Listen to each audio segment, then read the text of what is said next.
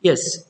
So in the last class, we have discussed about what is income tax. So income tax, you know that it is a direct tax since its impact and incidence falls on the same person. And who controls the taxing activities, that also we discussed, that is Central Board of Direct Taxes. Then when Income Tax Act came into effect, that is in 1961, and it came into force in 1st April 1962. That and all we have seen. Then we discussed about the tax slabs, various tax slabs for three categories of people. One is others, that is normal citizen, then senior citizen, then super senior citizen. So who is a normal citizen? Normal citizen below 60 years of age. Who is a senior citizen above 60 but below 80 years? Who is a super senior citizen who is above 80 and above 80 years of age? So now we have discussed various categories, that is first 2 lakh 50, next 2 lakh 50, what is the tax rate that we discussed. Then we also discussed the recently introduced optional tax regime. So under optional tax regime, what and all rate of tax is given and which one is beneficial, that and all we have seen. Then what is surcharge? Surcharge is, suppose if your income exceeds above 50 lakh, then you need to pay additional tax. So that is surcharge. What is the rate of surcharge? That is also we discussed. Then marginal relief. Suppose if your income is above 50 lakh, but if it is, suppose if it is 51 lakh, then you need to pay extra tax for only 1 lakh of additional income. So how to reduce that liability? Using marginal relief we can reduce. Then health and education says that is 4% presently. Then there is a rebate also, that is under section 87A, that is 12,500 up to 5 lakh there is a rebate. So this is optional tax rate that we have discussed in the previous class. Then agricultural income. So what is agricultural income? So that is also we have seen agricultural income. There are three important aspects. One is income must be from India, and income must be from agricultural land, and that land must be used for agricultural purpose. So that is known as agricultural income. So now in this class, now we are going to discuss about examples of agricultural income. What and all can be treated as agricultural income? So first one, income arising from the sale of replanted trees. So suppose the trees are replanted for agricultural purpose. In that case, what happens? That income is known as agricultural income. Then the fees collected from owners of the cattle for growing, allowing them to graze the forest land covered by the jungle and grown spontaneously. So what do you mean by that? Spontaneously means what? Anyone? What is spontaneously? Spontaneously means what? Anyone can tell. Please unmute yourself and answer. What do you mean by that? All of a sudden, Yes, at the all of a moment. sudden. Spontaneously means naturally, without any effect. So here, why it is treated as agricultural income? Fees collected from owner of the cattle for allowing them to graze. So cattle is used for some agricultural purpose. We will assume that cattle is used for agricultural purpose. So that is why it is treated as agricultural income now here. So that is one thing. Then profit on sale of standing crop or produce after harvest by cultivating owner or tenants of the land. So this one is also is an agricultural income. Any standing crop, that means after sowing the seed, if there is any crops because of that seed, so that becomes a standing crop. Sale of standing crop and produce after the harvest and cultivating. Yes, of course it is agricultural income. The next thing comes is rent. Rent of agricultural land received from subtenant by mortgage in possession. So here rent of agricultural land received from subtenant. Why is rent is paid now here? Why rent is paid? What is the reason? Why rent is paid here? Anyone? Why rent is paid? What is the reason of paying the rent? Because land is used for agricultural purpose. Because land is used for agricultural purpose, so tenant pays the rent to the landlord. In that case, what happens? That is also treated as agricultural income. Then compensation. Very important point. This one, compensation received from an insurance company for damages caused by any storm, hailstorm to the green leaf forming the part of SSC's tea garden. In that case, it is storm is affected. storm, because of storm, some affected areas are there in agricultural land. That is why insurance company will give some compensation amount. So this compensation is used for betterment of that agricultural land. So this is treated as agricultural income. Compensation received from insurance company for damages because of hail storm. Next one, income from growing flowers and creepers. Yes, that is agricultural income. Shares of profit of a partners from a firm engaged in agricultural operation. Only share of profit of a partners from a firm is not an agricultural income. Since it is given that he is engaged in agricultural operation, that is why it is known as agricultural income. Then interest on capital received by the partner from the firm engaged in agricultural operation. This is also known as agricultural income. So now thing is here, you need to know the various examples of agricultural income. So you need to go through that. That's it. Because sometimes they'll ask for 4 marks question. Which one is agricultural income and which one is non-agricultural income? Then you need to bifurcate. You need to identify. So if you go through all these, you will come to know which one is agricultural and which one is non-agricultural income. So now examples of non-agricultural income. So before that we have seen examples of agricultural income. See this, these are the examples just now we have gone through. Then after that, now we are going to see examples of non-agricultural income. So first thing, interest on arrears of rent in respect of agricultural land as it is neither rent or revenue derived from land. So yes, why it is non-agricultural income now? Can anyone tell me why it is non-agricultural income? Why it is non-agricultural income? You can unmute yourself or you can comment in the chat box why it is non-agricultural income. Interest on arrears of rent in respect of agricultural land as it is neither the rent or revenue derived from the land. Because here interest on arrears of rent means what? What do you mean by interest on arrears of rent? What do you mean by arrears? Anyone? What do you mean by arrears? What do you mean by arrears? Anyone can explain? What is arrears? Outstanding. Yes. Arrears means here what happens? Some portion, that means certain months of rent is not paid. So in that case, what the landlord will do? Landlord will impose certain interest on the such arrears. In that case, what happens? Interest on arrears of rent in respect of agricultural land. That interest on arrear is not derived from not derived from agricultural land. It is arised only because of non-payment of rent. So that is why it is non-agricultural income. First one, that is the reason. Second one, income from sale of forest trees, fruit, flowers, and growing on land naturally, spontaneously, and without the intervention of human agency. So this one, why it is non-agricultural income? Second one, income from sale of forestry, fruit, flower growing naturally. Why it is non-agricultural income? Can anyone tell why it is non-agricultural income? What is the main reason? One main reason is there. That is why it is non-agricultural income. They have given it is naturally. What is the reason? Anyone can explain. Anyone can tell. Unmute yourself. Unmute yourself and tell.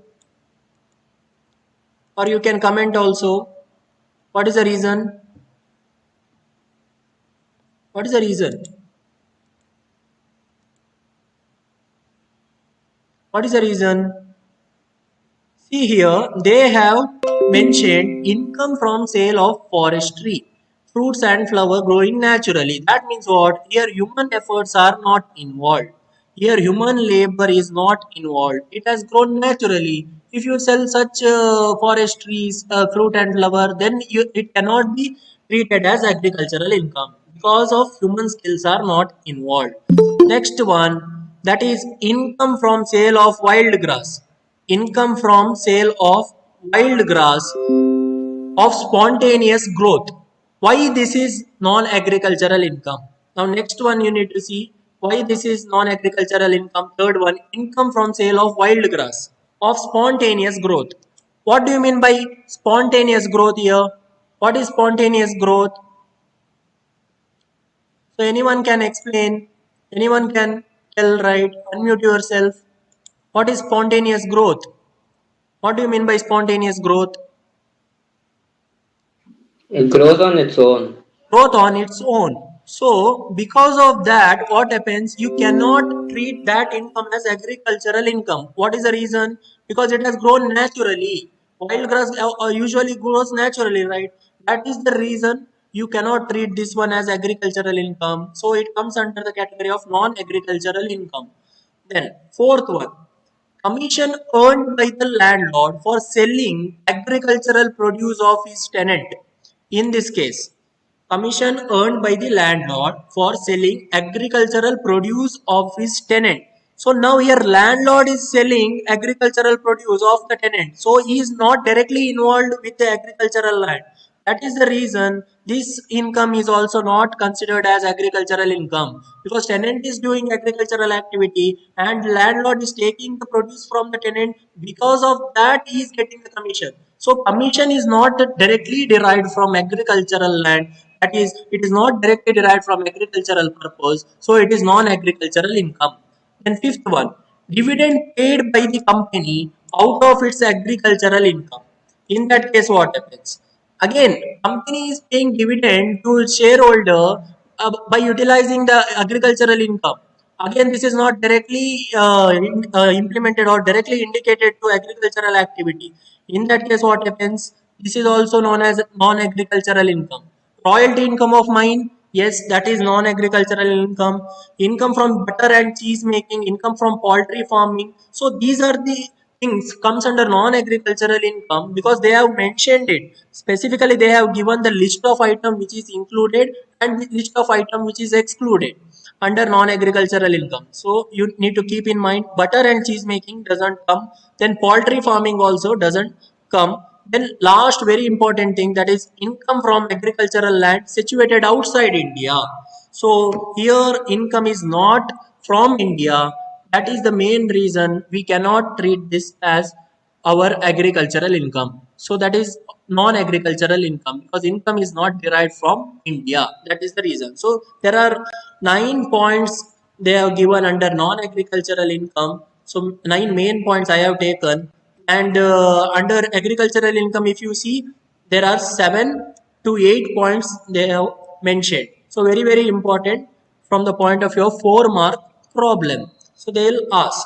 So next thing comes is present position. So present position means whether agricultural income is taxed, whether agricultural income is taxed or not, whether agricultural income is taxed or not. Anyone can explain? It's not taxed, sir. Yeah, it is not taxed. But what happens? It is not Can it, taxed. Yes. sorry? Yes, you can tell.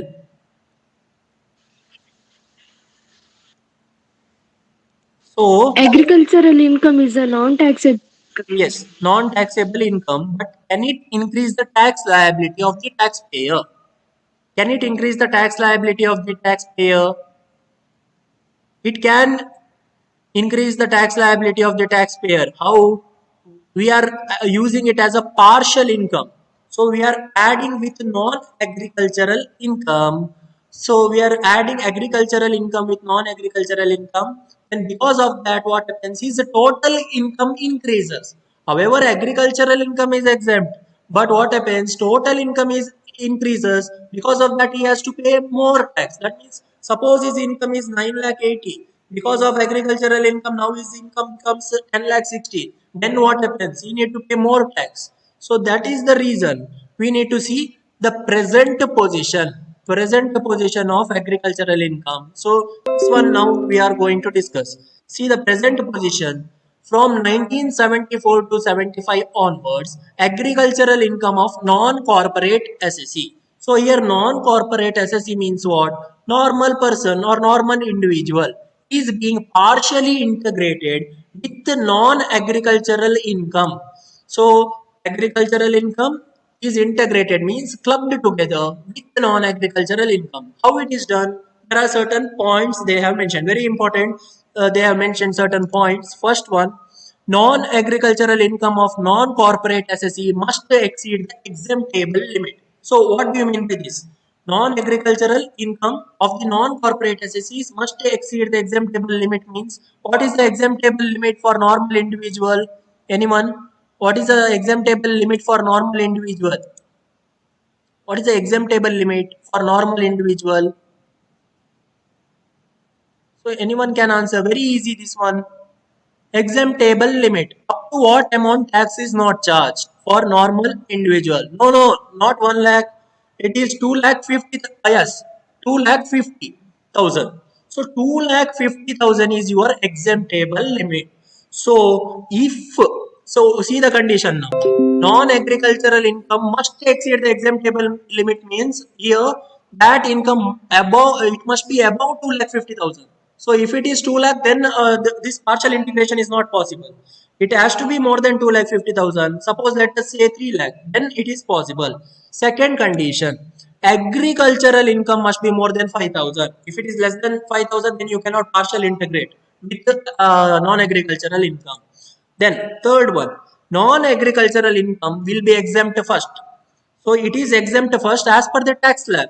As per the tax slab, 2,50,000 is exempt first. And after that, agricultural income will be exempt progressively. So progressively means first you exempt non-agricultural income, 2,50,000. Then let us say agricultural income is 50,000 is there. So on that 50,000, 5% tax slab you will charge.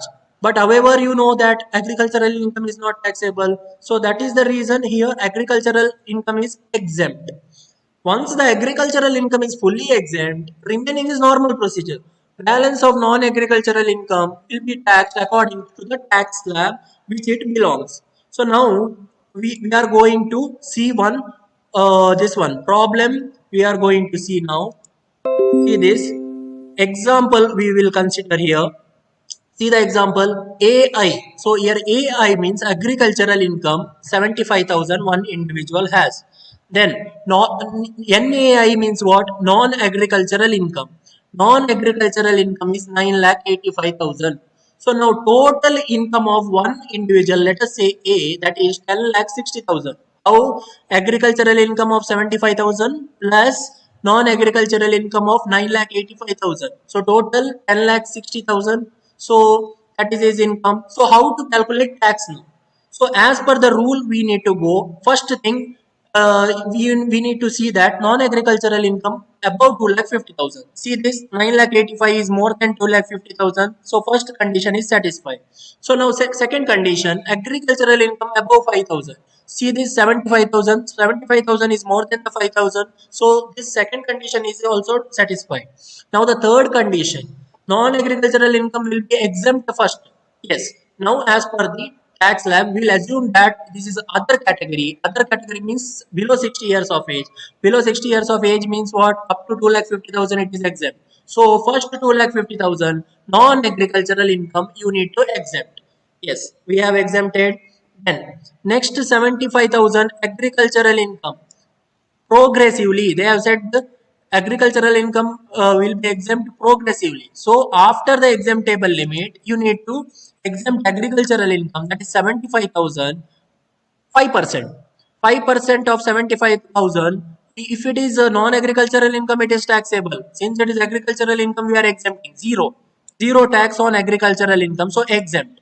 So now 2,50,000 plus 75,000. So 3,25,000 is exempted. Now what about remaining? 10,60,000 minus 3,25,000. Remaining amount is there. What is the tax slab now? What is the tax slab? Anyone can explain the tax slab? Tax slab you can explain, right? Tax slab. What is a tax slab? Unmute yourself and tell. What is the tax slab for normal citizen? You can comment in the chat box also. What is the tax slab for normal citizen? See, tax slab for normal citizen up to 2,50,000 nil. Then 2,50,000 to 5 lakh. What is the tax rate? 5%. Then 5 lakh to yes, 2,50,000 to 5 lakh is 5%. After that, what happens? 5 lakh to 10 lakh, 20%. Then above 10 lakh is 30%. So this is the normal tax slab for normal individual. So as per that we are going to see now 3,25,000 is already exempt. So remaining 5 lakh minus 3,25,000, that is 1,75,000 non-agricultural income. So that is 5%. We have taken 1,75,000 into 5%. You will get 8,750. So next is slab. Next slab is 5 lakh to 10 lakh. So next 5 lakh is 20%. So 5 lakh into 20% if you do, you will get 1 lakh. Then balance of 60,000. See, this total income is 10 lakh 60. So above 10 lakh 30%. So balance of 60,000 again non-agricultural income 30%. 60,000 into 30% is 18,000. So we have excluded agricultural income before itself. See, 75,000 is already excluded. So rest all is non-agricultural income. So this side we have totaled it. This is total income 10 lakh 60,000, and this side we have got tax liability. Tax liability is 1,26,750. So you need to add all 7,000, 8,750 plus 1 lakh plus 18,000. So tax lab will be, or tax liability will be 1,26,750. So this is how you need to calculate the present position. So this type of problems is not asked from the point of view of examination, but it is only for the purpose of theory. Theory portion comes for examination. So this is important. Then after that, note on partly agricultural income. So what do you mean by now partly agricultural income? So here partly agricultural income means certain portion of the income is agricultural. Then after that remaining portion of the income is non-agricultural income. Whether there is a possibility of that, yes, there is a possibility of that. That now we are going to see what and all conditions are there. So first one, see the meaning now. Part of the income which is non-agricultural can be chargeable under the heads of profit and gains from business. So what are the 5 heads of income? What are the 5 heads of income? First is income from salary, then income from house property, income from profit and business, then income from capital gain, then income from other source. So among these 5 heads of income, what happens? We will consider non-agricultural income as income from profits and gains from business. So that is the first thing under partly agricultural income. Next concept comes market value. So what do you mean by market value? Market value means all the things comes. Agricultural produce includes expenses, expenses for cultivation of the this one product. Then after that, land revenue, revenue paid for this rent paid for particular land on which it has grown, and reasonable profit. Basically, 3 things. First is expense of cultivation, then revenue or rent of the land. The third one is reasonable profit. If you add all these 3 things, you will get what? Market value. So now there are certain examples they have mentioned. See this, 60% of the income, very important, 60% of the income derived from the sale of tea and coffee grown and manufactured by the seller in India is deemed to be an agricultural income. So you need to remember the percentage. Tea and coffee 60% derived from India by manufactured by the seller in India is deemed to be agricultural income. So 60% agricultural means now remaining 40% is what? Very simple calculation. Remaining 40% is non-agricultural income. So now we have divided income into agricultural and non-agricultural income. For tea and coffee, 60% is agricultural income, 40% is non-agricultural income. So that is first, this one you need to remember point. Then after that, in case income from sale of coffee grown and queued by the seller, 75% is treated as agricultural income.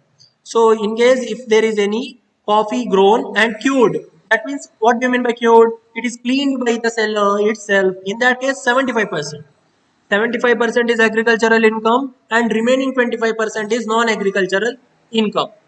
Then in case of rubber, suppose rubber is also produced. In case of rubber, 65% of the income derived from the sale of rubber latex is agricultural income. That means remaining 35% is non-agricultural income. So you need to remember 3 points. First is 60% and 40%. Then what happens again? It is queued 75 and 25. 75 is agricultural, 25% is non-agricultural. For rubber, it is 65 is agricultural and 35% is non-agricultural. So three very very important percentage is given that you need to remember. So now after this we will move on to the concept of income. So what is income?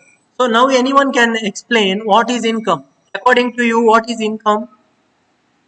Anyone can explain. Unmute yourself. What is income? As according to you, what is income? In your own words, you can explain.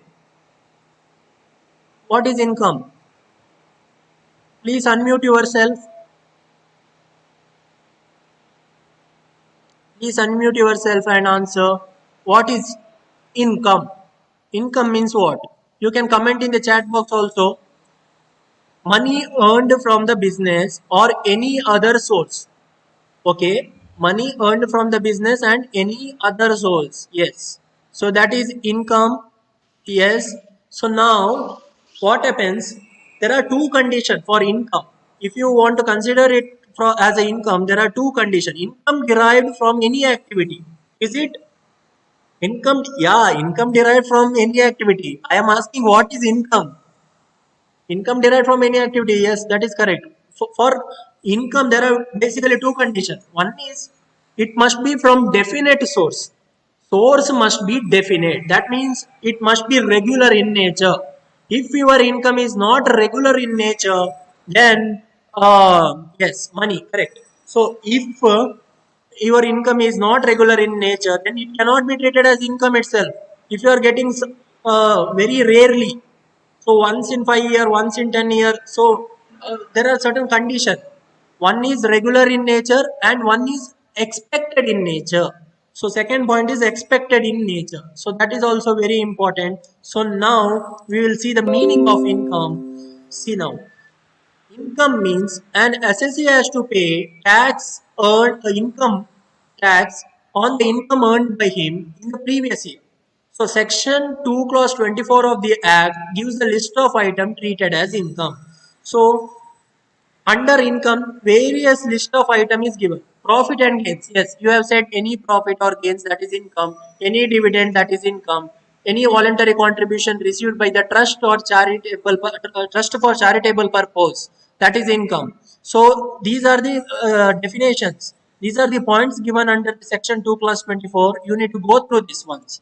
Voluntary contribution received by the trust for charitable purpose, that is also comes under income. Value of perquisite. Yes. Now, perquisite. What do you mean by perquisite now? What is perquisite? What is perquisite? Perks. What is perks? Perquisite means what? Anyone can explain now?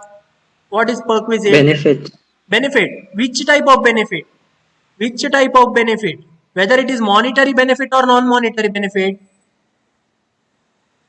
Whether it is monetary benefit or non-monetary benefit. Perquisite means. Yes, very easy. Can be both, sir. Can be both. How? Oh, Yes. How is it both? See, in the form of cash, if you give any benefit, how does that comes under perquisite? So basically, perquisite means what? Non-monetary benefit. Non-monetary benefit means suppose one person gives you house to stay. That is non-monetary benefit. Then what happens? Yes. And one more thing, what happens is suppose there is a laptop given, any gift given for the work purpose. Any laptop is provided by the company. That is also perquisite for the employee because laptop is given free of cost for the purpose of doing work. So that is also perquisite. So these are the non-monetary benefits. So now we need to see the slides. The value of any perquisite or profit in lieu of salary, taxable under the head salary. In lieu of salary means what? Other than the salary. Suppose other than the cash benefit, other than paying the cash, if any other item is given to any one person, then that is also considered as income. Next, any sum paid by such company in respect of any obligation which but for such payment would have been paid by the director or any other person. Instead of director, company's account, from company's account, any one person pays any payment, makes any payment. In that case, what happens? That is also treated as income. So then one more point comes, any sum recovered in the previous year which had been allowed as a deduction earlier. So this is also income. Capital gains under section 45. That means all the heads of income, all five heads of total comes as a income. Then any income chargeable to tax under section 56. Section 56 means income from other source. Other source, gambling, betting, lottery, etc. All the things comes as a income. So now very important definition. See this. Income connotes a periodical monetary return coming in with some sort of regularity. So there must be some kind of monetary return coming in with some sort of regularity or expected regularity from definite source.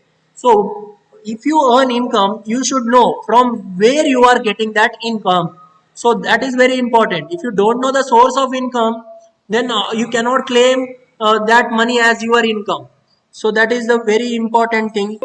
So these are the things comes under the definition of income. So 8 points comes. So there are many points they have given. So very important points I have taken. So 8 points it comes under the definition or what and all included under income. So these are the things. So next comes is characteristics of income. Before that, now I want to ask you if there is any doubt regarding agricultural income example and non-agricultural income example and meaning of income. If there is any doubt, now you can ask. If there is any doubt, now you can ask. Yes, any doubt you can ask now. Any doubts? You can comment also. You can comment also in the chat box. No doubt regarding the agricultural income and non-agricultural income, no doubt. And how to this one make partial integration of agricultural and non-agricultural income. So now I will ask one question, very simple question. I have asked it earlier also, whether agricultural income increases the tax liability of the individual. Yes or no? Whether agricultural income increases the tax liability of the individual. Yes or no?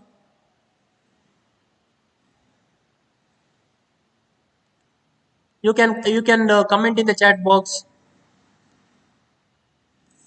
You can comment in the chat box.